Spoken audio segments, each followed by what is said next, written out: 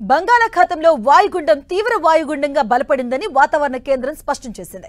సాయంత్రానికి తుఫాన్గా మారే అవకాశం ఉందని తెలిపింది. రాబోయే 24 గంటల్లో తీవ్ర తుఫాన్గా మారే అవకాశం ఉందని చెప్పింది. గంటకు 10 కిలోమీటర్ల వేగంతో కదులుతున్న తీవ్ర వాయుగుండం ఎల్లుండి సాయంత్రం తీరం దాటే అవకాశం ఉందని వాతావరణ శాఖ పేర్కొంది.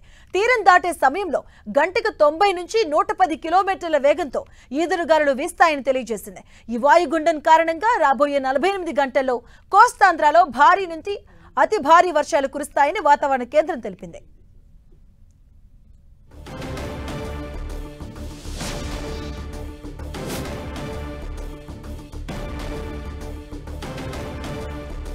ఉమ్మడి తూర్పు గోదావరి జిల్లాకు సోమ, మంగళ, బుధవారం 3 రోజుల పాటు వాతావరణ శాఖ రెడ్ అలర్ట్ జారీ చేసింది. ప్రజలంతా అప్రమత్తంగా ఉండాలని సూచించింది. అత్యవసరమైతే తప్పించి ప్రజలు ప్రయాణాలు మానుకోవాలని హెచ్చరించింది.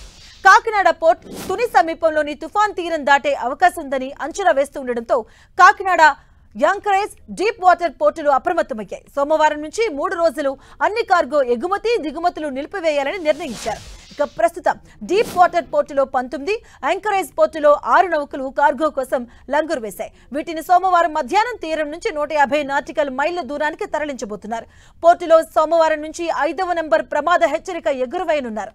అయితే గడిచిన 7 ఏళ్లలో 5వ నెంబర్ ప్రమాద హెచ్చరికను ఎగురవేయడం ఇదే తొలిసారి అని అధికారులు వివరించారు.